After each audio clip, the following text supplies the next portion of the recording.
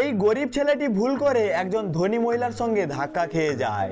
ভীত সন্ত্রস্ত গরিব ছেলেটি তাড়াতাড়ি সেই ধনী মহিলার জামা কাপড় ঝাড়তে শুরু করে। ঠিক তখনই সেই মহিলার সঙ্গে থাকা লোকটি গরিব ছেলেটিকে মারতে শুরু করে, কিন্তু এত মারধরের পরেও ধনী লোকটি এতে সন্তুষ্ট হননি। তাই তিনি এইবার একটি বেসবল ব্যাট তুলে নিয়ে গরিব লোকটিকে মারতে শুরু করেন।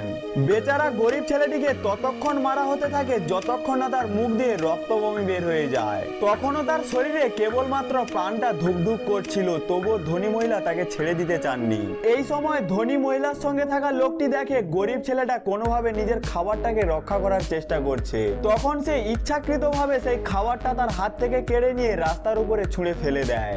বেচারা গরিব ছেলেটা তখন হামাগুড়ি দিয়ে সেই খাবার তুলতে যায়। তার এই দুর্দশা দেখে সেই ধনী ও অহংকারী লোকটা হেসে লুটিয়ে পড়ে, কিন্তু তারা জানতো না যে মৃত্যু খুব শিগগিরই তাদের দরজা কড়া নাড়তে চলেছে।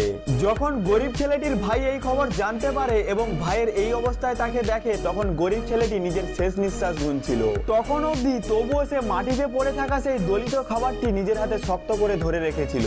শেষ কথা বলার আগেই সে মারা যায়। এই ঘটনার পর বড় ভাই প্রচন্ড শোকে ভেঙে পড়ে।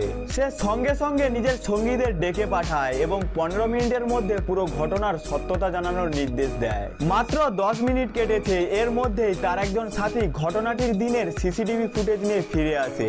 এর পরে কি হতে চলেছে, বড় ভাই কি ছোট ভাইয়ের মৃত্যুর বদলা নিতে পারবে, দেখার জন্য ভিডিওটিতে একটি লাইক করে কমেন্টে পার্ট 2 লিখতে ভুলো না।